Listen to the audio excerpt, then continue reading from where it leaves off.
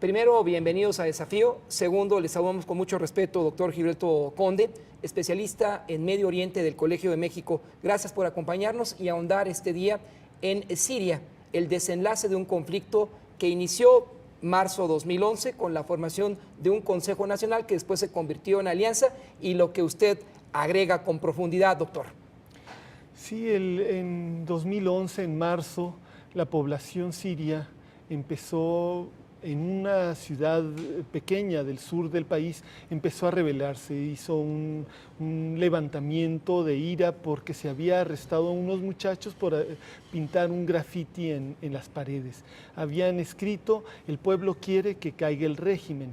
Este era el lema de la primavera árabe, ya se había usado en Túnez, ya se había usado en Egipto. En estos dos países habían logrado derrocar a sus respectivos presidentes y había un proceso de transformación. El proceso de transformación estaba abarcando a todos los países árabes prácticamente, Bahrein, Libia, y en Libia, dada la actitud, la amenaza represiva de Muammar al-Gaddafi, varios países liderados por Estados Unidos atacaron, llevaron a cabo una campaña aérea de apoyo a los que estaban en oposición al gobierno libio. Entonces, yo creo que estos factores se combinaron para hacer pensar a la gente en Siria que podían ellos también levantarse, reivindicar y finalmente quitar al presidente al-Assad. Sin embargo, el presidente Bashar al-Assad, en lugar de tomar una actitud de realizar reformas, de tomar las reivindicaciones de la población en serio, tuvo una actitud de rechazo, una actitud de sí voy a hacer reformas, pero al paso que yo decida, y esto es un movimiento en el que hay gente siria, pero hay muchos infiltrados, es algo que viene desde afuera, etcétera. Entonces, las manifestaciones empezaron a crecer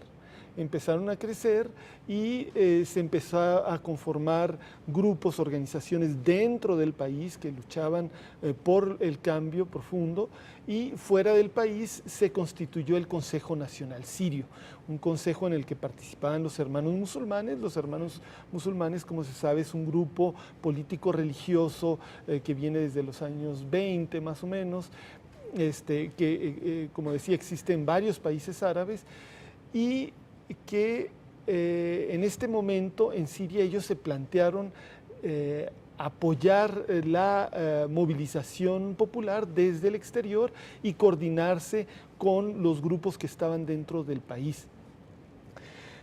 La dinámica esta de movilización pacífica y represión del gobierno llevó a que se desatara una lucha armada. Hubo partes, sectores, grupos, individuos del ejército que desertaron y que terminaron formando el Ejército Libre Sirio, y que empezaron una lucha armada. En eso empezaron a llegar combatientes también con una ideología político-religiosa de Libia, Afganistán, Pakistán, Irak, de muchos países, a apoyar el movimiento armado en contra del régimen de Bashar al-Assad. Y empezó también a buscar y recibir apoyo de otros países como Rusia e Irán particularmente. La oposición la oposición armada, porque hay que distinguir entre la armada y la pacífica. La oposición armada empezó también a buscar apoyo y a recibir apoyo de sus aliados, también Estados Unidos, Arabia Saudita, Qatar. Pero esos apoyos se dirigían principalmente a los grupos, como decía, grupos armados, y particularmente a los grupos político-religiosos que tienen una ideología islámica, y esto empezó a transformarse en un conflicto cada vez más también interreligioso, a pesar de que en un origen no era un conflicto interreligioso esencialmente, era un conflicto social y político, demandando cuestiones sociales y cuestiones políticas, de libertades y de cambio del gobierno. Respecto a definiciones y en la antesala que el 111 Congreso estadounidense apruebe a su presidente Obama incursiones selectivas sobre espacio aéreo sirio, ¿cuál es la tendencia de ese ejército de liberación? Se está apoyando en el fondo a Al-Qaeda, como dijo hoy el viceministro de Exteriores de Siria. ¿Qué hay detrás de esto? Lo que hay detrás de esto es que la situación actual en Siria es una situación que se ha degradado mucho, ya lleva 2 años y medio el proceso, 2 años por lo menos de lucha armada, de enfrentamiento entre los rebeldes y el gobierno, y esto ha creado...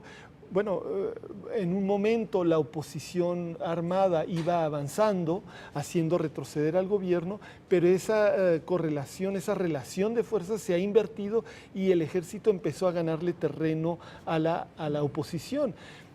Las iniciativas diplomáticas de negociación internacionales han tenido poco éxito, en parte, en mi opinión, por falta de decisión de los actores internacionales, principalmente de Estados Unidos y Rusia, de impulsar realmente ese proceso y de obligar al gobierno sirio y a los grupos de oposición a sentarse a negociar. Ahora, como se da este ataque químico, que ya es claro que si hubo un ataque químico, todavía no se tiene certeza de quién lo realizó, pero como se da esto, el presidente Obama había empeñado su palabra desde hace tiempo de que iba a hacer ataques. Ahora se plantea esta posibilidad como una posibilidad real, sin embargo, Estados Unidos no iría quizás solo, pero casi solo.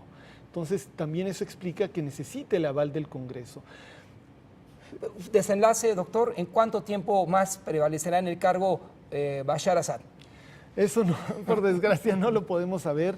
Es posible que si se da el ataque, esto precipite las cosas, pero podría alargarlas también. Gracias por su presencia en el desafío, doctor. Gracias a ustedes.